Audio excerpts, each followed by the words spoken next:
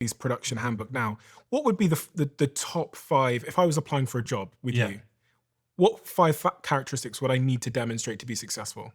You gotta be very coachable because whatever I teach you today is gonna change, a year or two from now. Always learning, always improving. Coachable. A big thing for me is you gotta see the value in working here.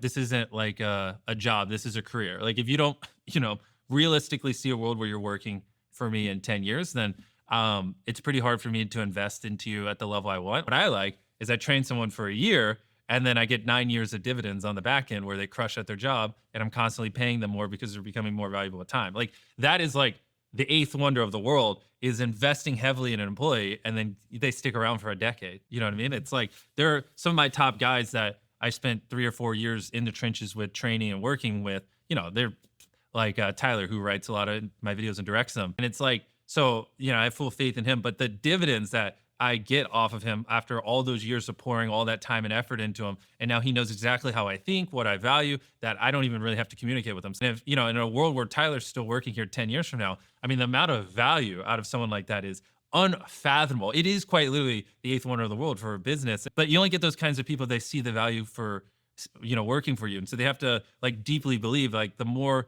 valuable I become to this company, the more I'll be rewarded. Because if I really don't get that vibe, then it's not fair to both of us because I'm not going to invest in you like I should because I don't think you're going to be here in 10 years. Coachable, sees the value, obviously obsessed. It's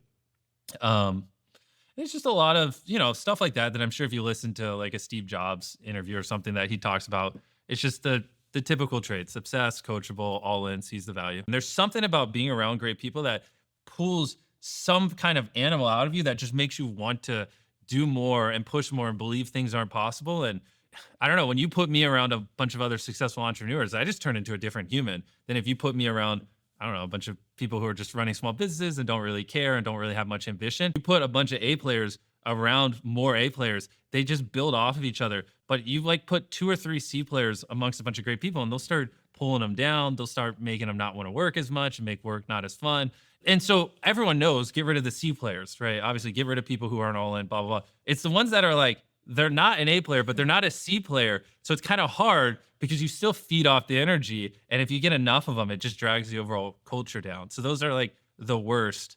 Like that's one of your number one jobs as leaders, just to make sure your great people are working with other great people. Cause that's like the number one reason why people leave jobs isn't money. You know what I mean? I just know the number one thing is, do they enjoy who they're working with? And people will leave their job because they hate working with people way before they'll ever leave because of money.